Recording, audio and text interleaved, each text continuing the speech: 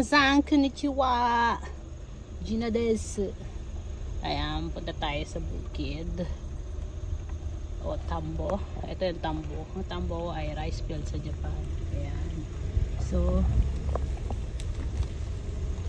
maganda na yung mga tubo ng mga palay natin. Ayan. So, kung makikita nyo guys, itong pula.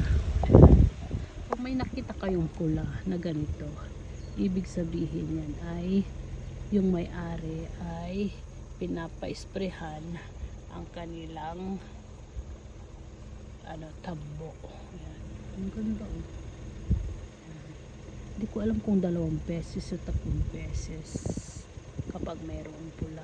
Meron kasi may uri to eh. Puti, blue at saka pula.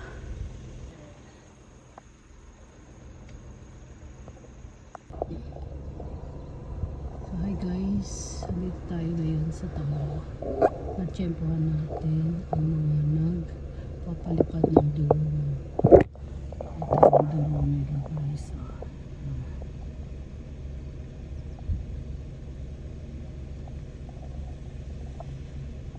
Kasama dyan ang aking jowa. Ayun siya.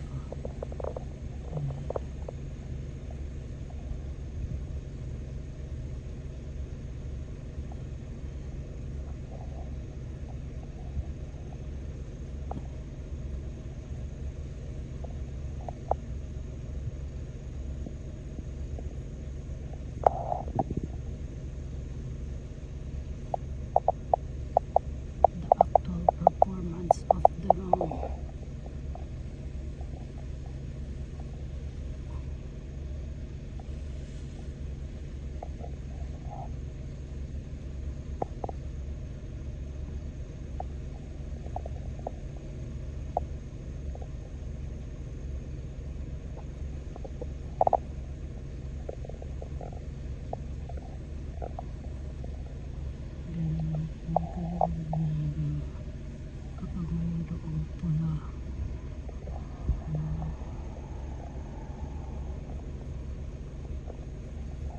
palayan, ibig sabihin ay meron silang meron sila ng papa-isprayan nila yung kanilang tamo. Yan yung pula guys. Tapos na bitat na sila sa pamilya. Tapos siya guys. This is the drone. And this is my jowa.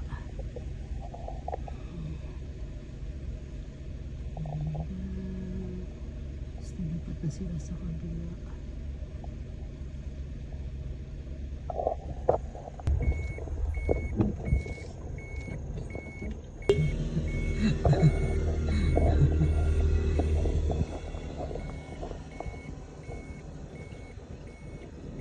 Saan sila pupunta? Bye bye.